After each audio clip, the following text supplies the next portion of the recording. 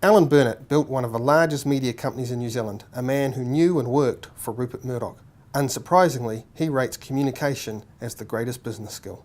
Could you describe your leadership style and the attributes which took you to the top and which others can learn from? Well, I think to start off with, you've got to be fair to all people, and above all, you've got to set an example, and you've got to have integrity.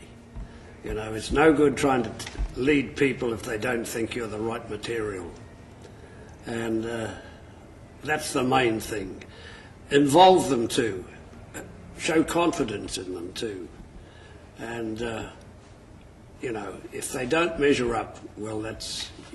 To run a good, successful organisation, you've got to have people with you. You work hard yourself, set a good example, and that really covers the whole scene, doesn't it? If you look back at your own career, Yes. What would you pinpoint as your single most important skill?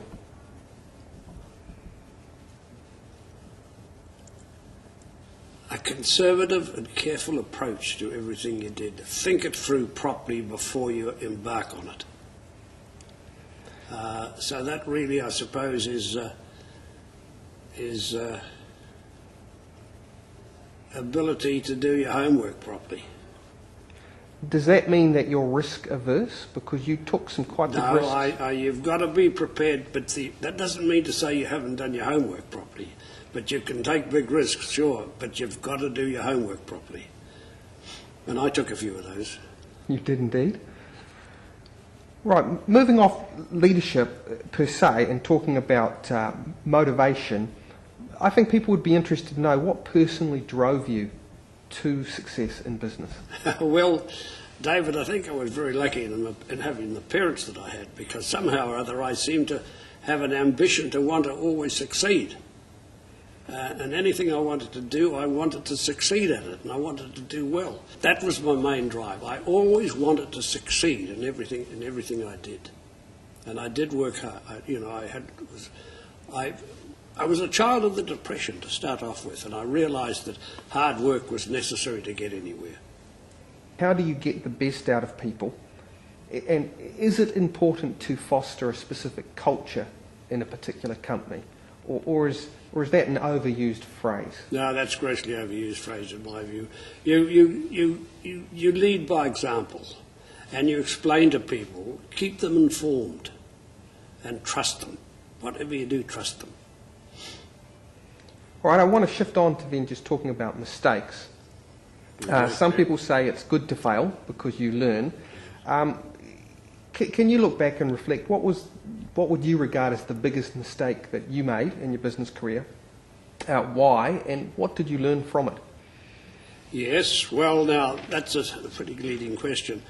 But the biggest mistake I made is we had a large number of small companies. Some of them were printing giveaways, some of them were printing weekly publications, others were doing commercial printing, a whole host and wide range of printing and publishing. And I tried to bring them all together under one complex. I bought quite a big, large complex, and I thought we would get a lot of savings, efficiencies, and all those sort of things under one good general manager. I didn't give it enough thought, and people reacted unfavourably to losing what to some of them would have been fairly cosy little positions, and they couldn't adapt to the new environment. And I should have taken that much more quietly and listened more to the people involved, because there were an extraordinary range of people, printers, journalists, managers, accountants. That was the biggest mistake I made, and that took a year or two to recover, and it was hard work.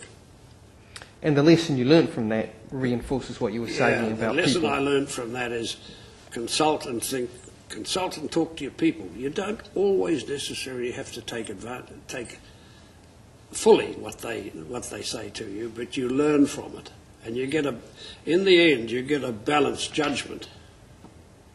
At least I hope you get a balanced judgment.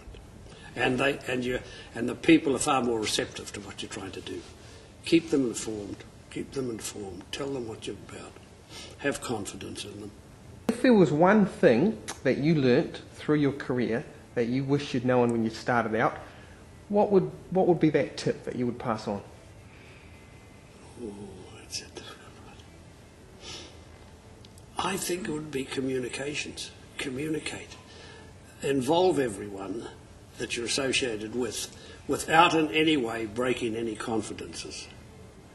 And my advice to people coming on is try and specialise in one occupation or profession. Get a qualification if you possibly can. Like, I was never too worried about anything I did, and yet I thought, well, if you fail, and I never intended to fail, believe me, I was a qualified chartered accountant, and I could have always fallen back on that. Thankfully, I didn't have to.